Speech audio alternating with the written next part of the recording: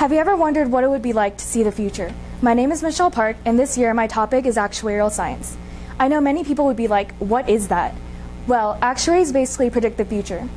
They have to use critical thinking to analyze risk primarily in insurance and have a creative brain to have the flexibility to adapt to different situations. As my mentor said, actuarial science is 10% math and 90% art. I believe I have such traits that would help me out in this field. As a member of the Wind Symphony, we are constantly expected to analyze our playing and multitask on the fly, something that requires a high level of critical thinking. I am also a member of the FHS Jazz Band as well as the Lone Star Youth Winds. I have been exposed to music since a young age, learning piano when I was around 5 years old. Although musical interpretation does require creativity, it has been said that music is also very similar to math in nature, which is what actuarial science is based around. Relating back to the creative point, however, I have always loved art and drawing, and it's a shame I haven't gotten to do it much recently because of time constraints. But it was a huge part of my childhood. I would always be that kid that would doodle all over tests, and teachers would get so mad at me when I turned them in. And this is actually it's part of why I wanted to join ISM. Though obviously this isn't like doodling on papers. I never liked having my academic creativity stifled in other classes. I never liked having to do busy work for the sake of having another daily grade or having like an impromptu project because the teacher waited till the last minute for a quiz grade. And in ISM, we get to research what interests us and learn professionalism and gain confidence in ourselves and so much more, something we couldn't have done in other courses. I've taken so many steps outside of my comfort zone these past few months, and it has been a great learning experience for me. I believe the best way to truly grow as a person is to step outside of your comfort zone and experience the new and unknown. Relating to that, my quote, "Life isn't about waiting for the storm to pass, it's about learning to dance in the rain," exemplifies my views on that last point. You can't wait for opportunities to come to you. You have to take control of your own life and reach for every opportunity. This is why I think it's a really good thing to step outside of your comfort zone, because I know it will make me better. Next up is all my research I've done so far. The first thing I researched was random variables and uncertainty of risk as they relate to actuarial science.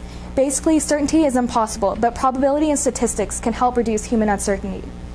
Although this might seem pretty self-explanatory, this shows me why exactly actuaries are necessary.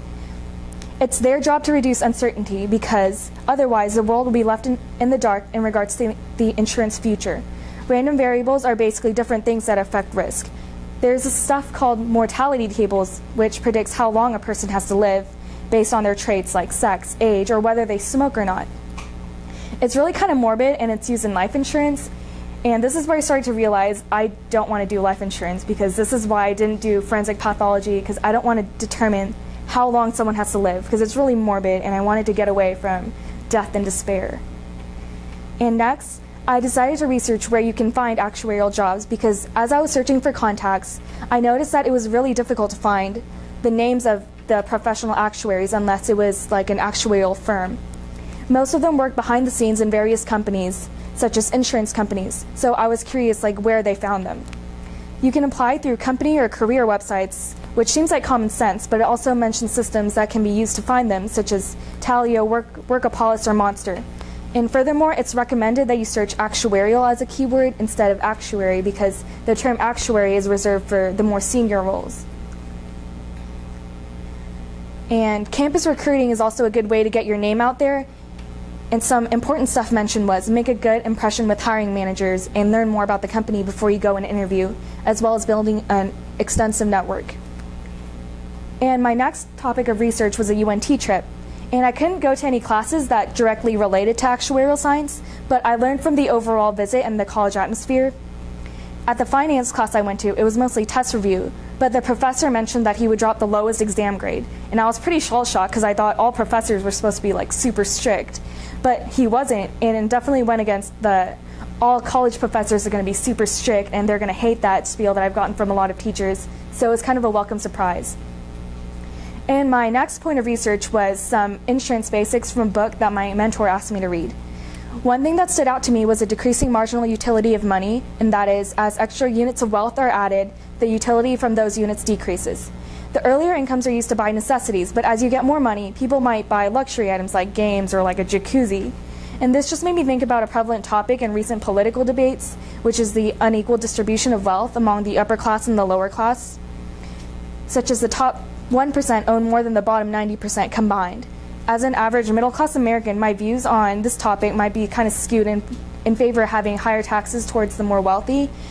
But when politicians propose a graduated income tax in order to fund programs they view as necessary, the wealthiest corporations and billionaires are the first ones to object to it because they say it was unfair and unequal. Like, sure, they may get hit the hardest, but when they're a billionaire, does a few percents affect their quality of life? Not really. This extra bit of cash that's being taxed away from them is hardly any utility at all to them. But for the lower classes, it can heavily impact their lives. And something else I learned was the law of large numbers, which is something we also learned in AP Stat. It's basically when you have more observations, then the chance of variability decreases. So basically, you want to have as much insurance holders and policy holders as possible, so then you can spread the risk amount among all of the policy holders instead of just like a few people. And relating to that, you never want to insure like a group of buildings in one area, because what if like a fire or tornado comes and hits all of them? Then that company is pretty much like done for. My first interview was with Miss Jackie Lee, and she is a health actuary and she's a fellow, which is the highest level that you can get. I learned that under the two main types of actuaries, there's property and casualty actuaries and life and health actuaries. There's two different types of jobs in each kind, and it's pricing and reserves. Pricing is basically setting up the price for insurance based on characteristics like age or sex.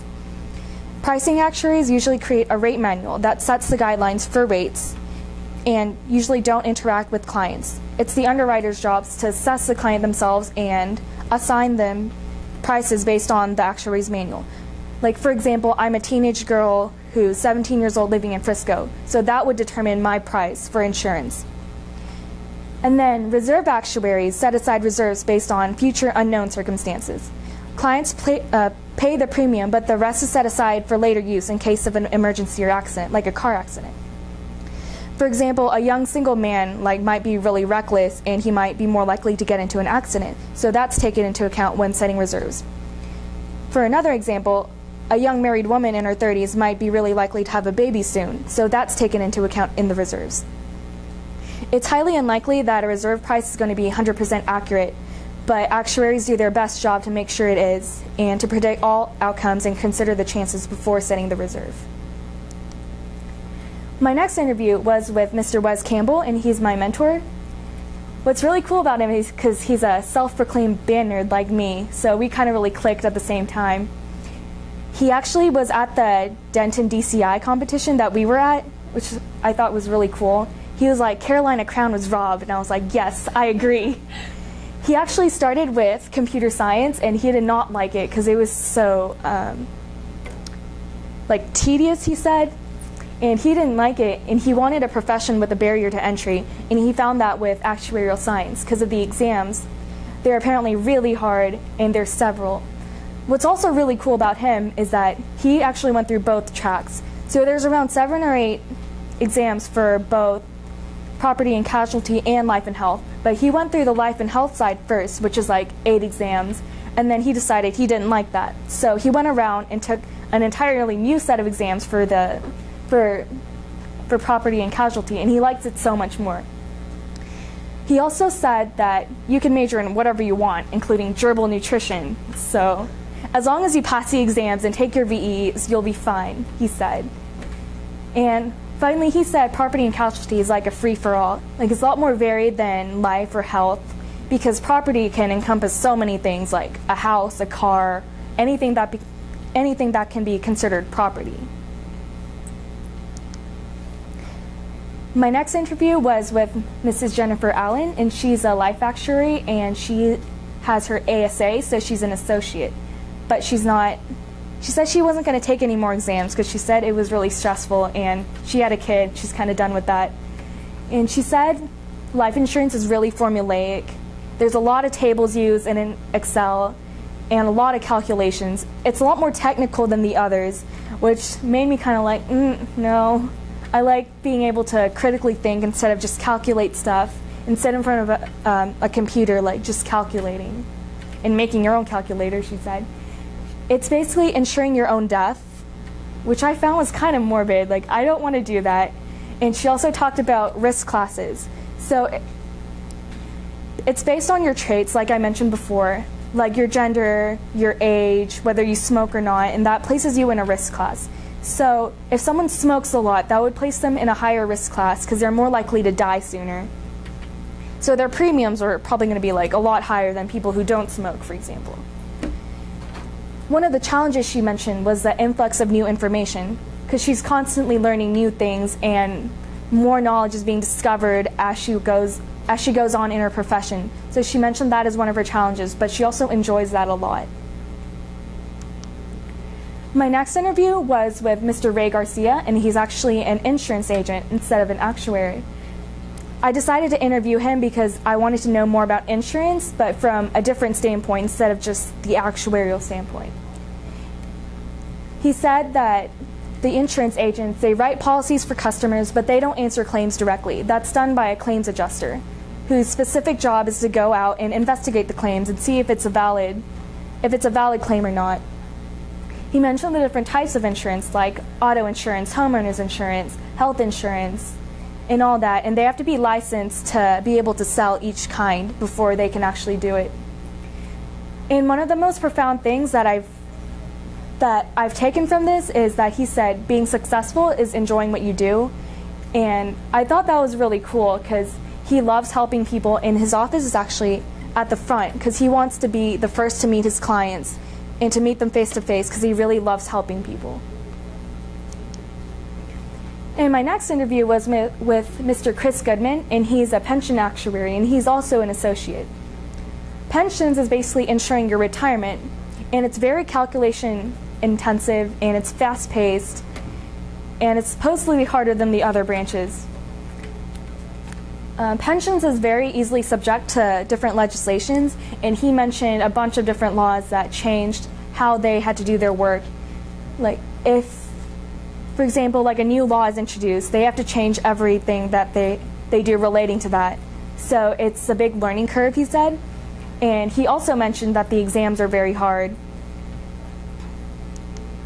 And my final interview was with Mr. Dustin Smith, and I met him at a Starbucks, and this was really funny because I went to 2 different Starbucks before going to the right one, and he thought the interview was supposed to be an hour earlier than it actually was, so I left band early and I rushed to go to that Starbucks, but it was actually the wrong Starbucks. So I called Coach Goff, and she tried to guide me to the right one, but I actually passed the one that he was at and went to one way further, and then I called him, and I was like, I'm here, but he wasn't there, so I basically had to drive to the one in the middle, so I went from here to the middle. And he is a health actuary, and he works for Torchmark. A lot of the things he does is related to product development and models. And this is pretty similar to what the other said. He said internships are good, like this is a rewarding career, even though the exams are really hard, as the others said. So he would recommend actuaries for anyone who wants to go into the field, but he said you have to be really devoted and have a good work ethic in order to succeed. And my conclusion is I'm currently working on my original work, in which I'm going to write an insurance policy for musical instruments. It's mainly geared toward high school students because we can be really clumsy. And I hope that through this I can learn more about the field, and I look forward to what's in store for me in the future. Thank you for listening.